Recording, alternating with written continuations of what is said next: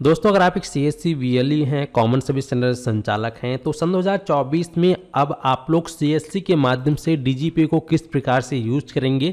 जैसा कि आपको पता है, हाल ही में एनपीसीआई के द्वारा नई गाइडलाइंस जारी की गई है, जिसमें कि 2 स्टेप वेरिफिकेशन ऑथेंटिकेशन को लॉन्च किया गया है।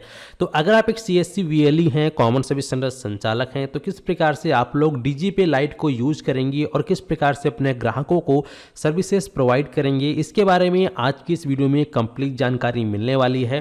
तो अगर आप एक सीएससी वीएलई हैं और आप सभी डीजीपे लाइट को यूज करते हैं, तो वीडियो को शुरू से लेकर अंत तक देखना, ताकि आप सभी को डीजीपे लाइट को यूज करते समय कोई भी समस्या का सामना ना करना पड़े। तो चलिए वीडियो को शुरू करते हैं। जैसा कि आप लोग देख सकते हैं, सीएससी के माध्यम से इस प्रकार से इंपॉर्टेंट नोटिफिकेशन फॉर डीजीपे के द्वारा भेजा गया है, जहां पे बताया गया है कि प्रत्येक नगद निकासी लेनदेन से पहले वीएलई बीसी प्रमाणीकरण में कृपया नीचे दिए गए चरणों का पालन करें। जैसे कि पहला बताया गया, नकद निकासी सेवा का चयन करें, बैंक का ग्राहक का खाता और आधार संख्या राशि दर्ज करें। जैसे कि आपको अपनी आईडी से सबसे पहले डीजीपे लाइट के अंदर लॉगिन हो जाना है।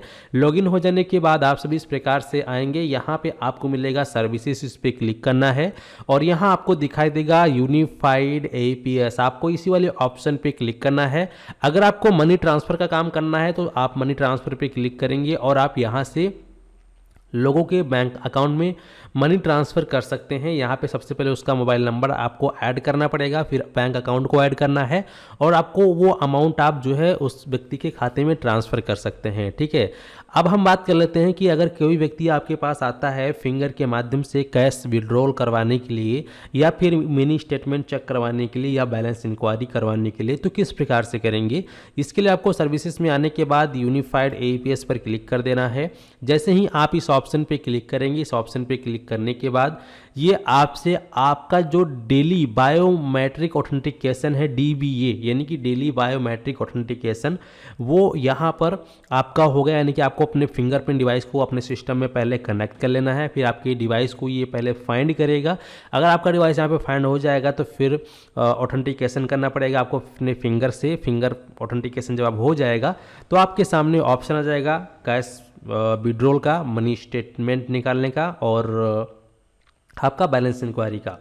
तो जैसे ही आप अगर किसी व्यक्ति का मिनी स्टेटमेंट निकालना चाहते हैं तो उसका डिटेल डालकर आप सीधा उसका फिंगर लाकर मिनी स्टेटमेंट या बैलेंस इंक्वायरी चेक कर सकते हैं। लेकिन जैसे ही आप कैश विड्रॉल पे क्लिक करेंगे, दोबारा से आपको बायोमेट्रिक ऑथेंटिकेशन अपना करना पड़ेगा। फिर आपको जो है 3 मिनट का टाइम मिलेगा, उसी 3 मिनट के टाइम के अंदर आपको उस व्यक्ति का कैश विड्रॉल करना होगा।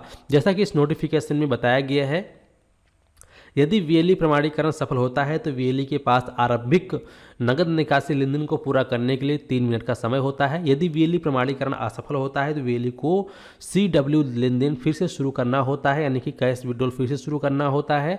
यदि वीएलई प्रमाणीकरण 3 बार फेल होता है तो सीडब्ल्यू लेनदेन शुरू करने के लिए वीएलई को 24 घंटे के लिए ब्लॉक कर दी जाएगा। यानी कि अगर आप एक वीएलई हैं और आप बार बार फिंगर लगा रहे हैं और 3 बार अगर आपका बार बार फिंगर मैच नहीं हो पा रहा है और प्रमाणीकरण फेल हो जाता है, तो ऐसे में आपकी जो आईडी है उसको 24 घंटे के लिए ब्लॉक कर दिया जाएगा।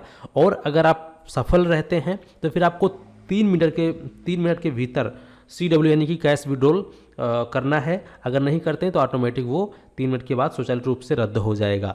ठीक है, तो इसका आपको विशेष ध्यान रखना है, बहुत ही सावधानीपूर्वक आप लोग को काम करने की आवश्यकता है। और दूसरी गाइडलाइन से भी आई थी कि आपका जहाँ पे शॉप है, जहाँ पे सीएससी सेंटर है, आपको अब हर जगह अपनी बायोमेट्रिक को आप यूज नहीं कर सकते हैं। बस एक ही लोकेशन पे आपको यूज करनी है जहाँ पे आप काम करते हैं। जगह जगह लोकेशन पे अगर यूज करेंगे तो आपकी जो बायोमेट्रिक है उसको एनपीसीआई और यूआईडीआई के द्वारा ब्लॉक कर दी जाएगा, जिसके बाद आपकी जो डिवाइस है वो ख़राब हो जाएगी। तो इसका आपको ध्यान रखना है।